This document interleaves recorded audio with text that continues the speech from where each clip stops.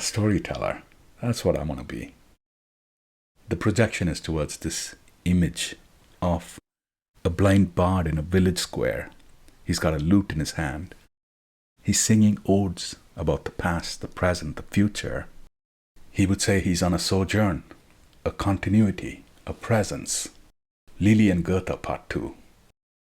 Love stories. They're all so tragic. Most of them.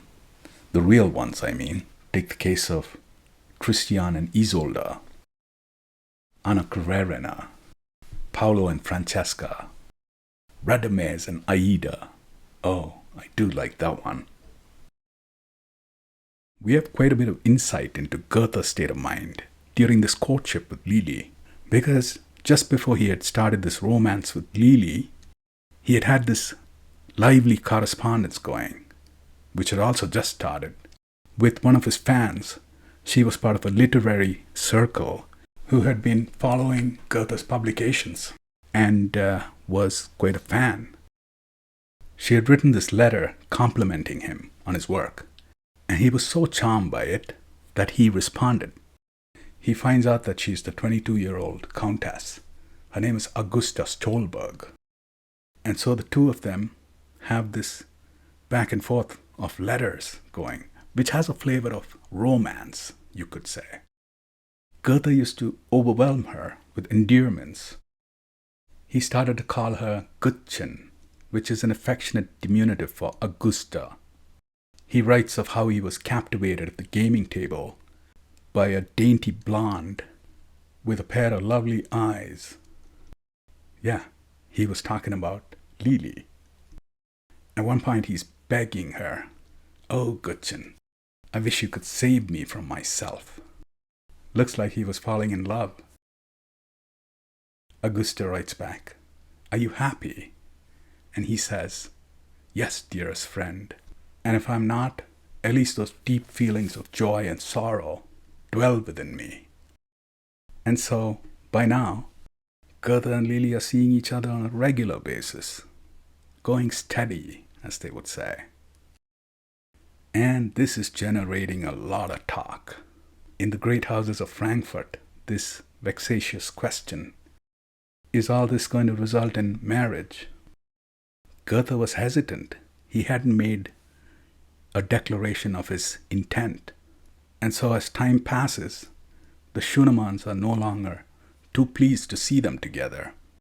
What do the two of them do? They escape the buzz. They start to meet at Lili's uncle's country estate, out of town, in a place called Offenbach. There they meet up with some friends and spend splendid afternoons, cheerful evenings. There's even a poem depicting Lili. She's feeding animals in the forest. In her hand is a silk ribbon, an old grizzly in her custody. The bear seems devoted to her. It's the lover that she has tamed. Up to a certain point, of course. Goethe doesn't want to lose Lili, but how's he going to deal with her family? These are some of the thoughts that he pens down. The way he expresses his reservations when he thinks about their lifestyle. To float around in this pond on a gondola and to go hunting spiders and frogs with great affability. There is some evidence that the two of them were hatching romantic plans to elope, even to America. In his letters to Gutchen, the wax and wane of his emotions. And the saddest part, it's no fault of Lili's. All the things that he cannot discuss with Lili, being that it's her family, he was writing to Augusta. Ought he to acquiesce to this high-class marriage, a sacrifice for love? What would you do? I asked myself this question. Of course, I didn't try to answer it.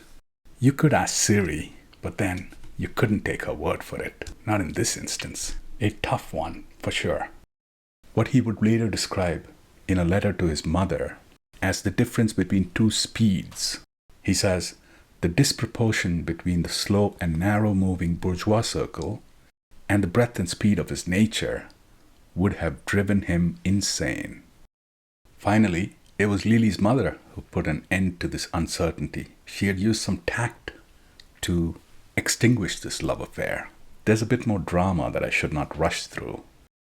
We'll leave it here, pick it up on the next one. A part 3 to conclude.